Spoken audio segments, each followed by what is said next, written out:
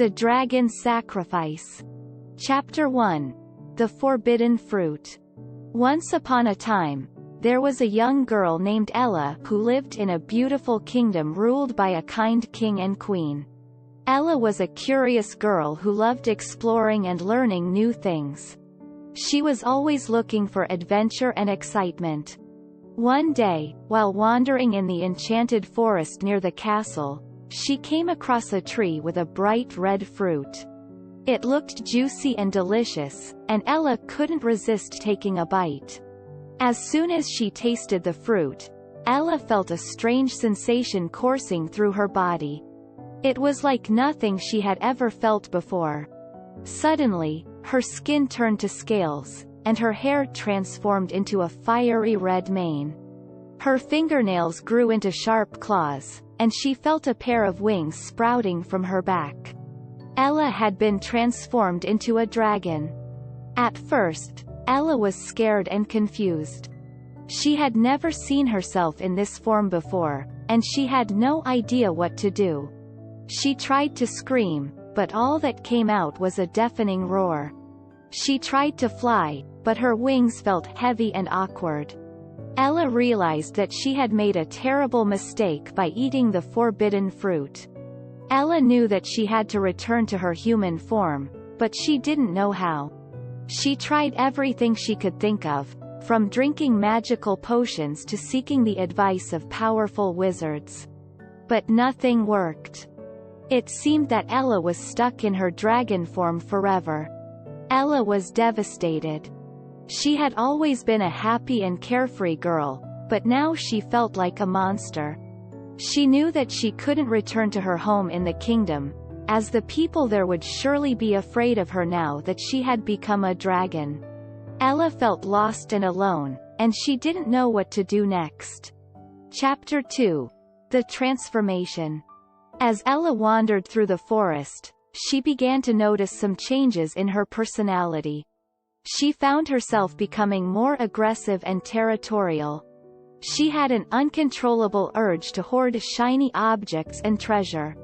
Ella was becoming more and more like a dragon every day, and she didn't know how to stop it. The people in the nearby villages were terrified of her. They saw her as a dangerous creature that needed to be destroyed. Ella couldn't blame them. She knew that she looked like a monster and acted like one too. But she also knew that she was still human on the inside. She longed to return to her normal form and be accepted by society once again. Ella's transformation was not just physical, but emotional as well. She found herself struggling with anger and resentment towards the world. She felt like she had been betrayed by her own curiosity and was paying a heavy price for her mistake. But deep down, she knew that she had to find a way to redeem herself and make things right. One day, Ella met a wise old dragon who had lived for many centuries.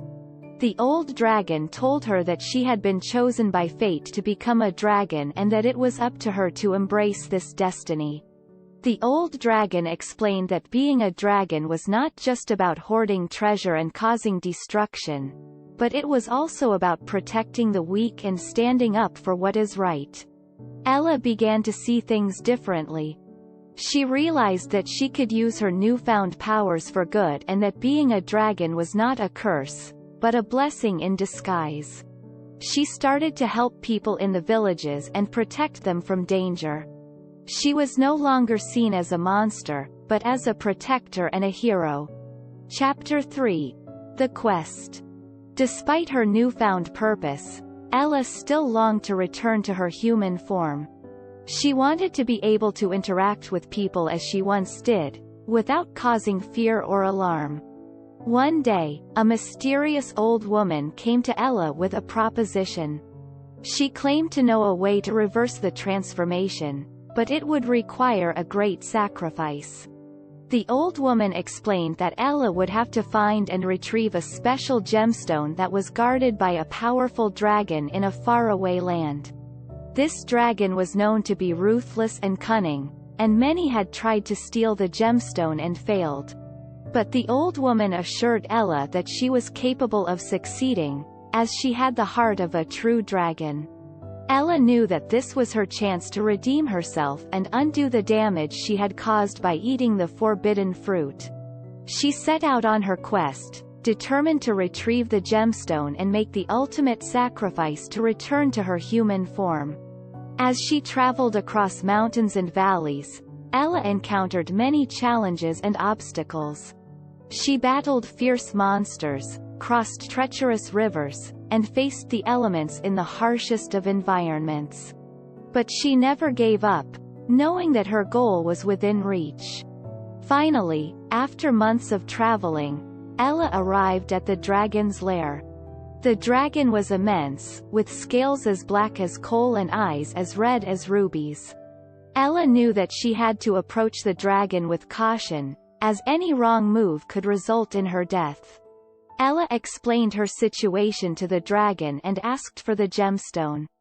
The dragon laughed and refused, saying that no sacrifice would be great enough to warrant giving up the gemstone. Ella knew that she had to convince the dragon otherwise, and so she began to plead her case. She explained how much she had changed since becoming a dragon, and how she longed to be human again. She promised the dragon that if she were to receive the gemstone, she would make the ultimate sacrifice to prove her sincerity. Chapter 4. The Sacrifice. The dragon listened to Ella's plea, and after some consideration, he agreed to give her the gemstone. But he warned her that the sacrifice she would have to make was not an easy one.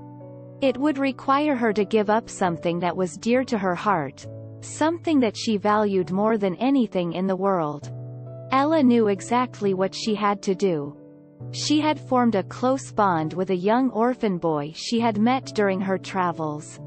The boy had lost his family to a dragon attack, and Ella had taken him under her wing and cared for him as if he were her own. She loved the boy more than anything in the world, but she knew that she had to make the ultimate sacrifice to undo the damage she had caused. Ella returned to the village with the gemstone, knowing that it was time to make the sacrifice. She approached the boy and explained to him what she had to do. At first, the boy was hesitant, but he could see the pain and remorse in Ella's eyes. He knew that she was truly sorry for what had happened and that she was willing to do whatever it took to make things right.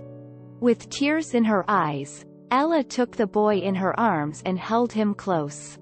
She told him how much she loved him and how he had brought joy and meaning to her life. And then, with a heavy heart, she made the sacrifice. She gave up her own life force, transferring it to the gemstone, and then placed the gemstone in the boy's hands. The boy watched in awe as Ella's body began to glow with a bright light. He could see the pain and struggle on her face as she gave up her life force. And then, with a final burst of light, Ella's body disappeared, leaving only the gemstone behind. The boy knew that Ella had made the ultimate sacrifice to redeem herself and make things right. He held the gemstone close, feeling the warmth and love emanating from it. He knew that Ella's sacrifice had not been in vain and that she would always be with him in spirit. Chapter 5. The Return. As the boy held the gemstone, he felt a strange sensation wash over him. It was as if a warm and comforting presence had enveloped him, and he knew that it was Ella's spirit. He closed his eyes and felt a sense of peace and calm wash over him. When he opened his eyes, he saw that he was no longer alone. Surrounding him were the villagers who had once shunned him and Ella. But now, they looked at him with respect and admiration, knowing that he had been touched by the spirit of a true dragon. The boy looked down at the gemstone, and as he did, he saw that it was no longer just a simple rock. It had transformed into a beautiful pendant, shimmering with a bright light. He knew that it was a symbol of Ella's sacrifice and the love that she had for him and for all those around her. And as he looked up at the sky, he saw a majestic dragon flying overhead, its scales shimmering in the sunlight.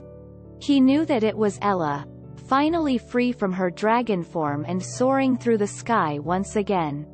The boy smiled, knowing that Ella had returned to her true self and that he would always cherish the memory of the brave and selfless dragon who had changed his life forever. The end.